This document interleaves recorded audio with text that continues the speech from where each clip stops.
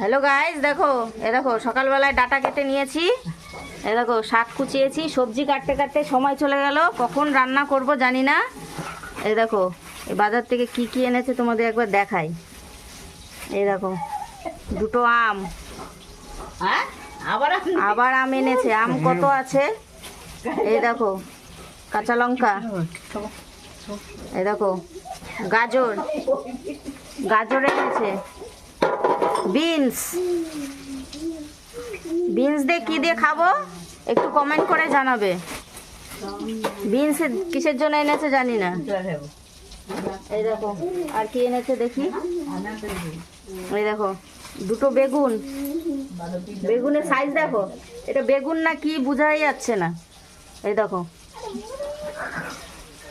দেখো দুটো বেগুন এনেছে আর কটা উচ্ছে।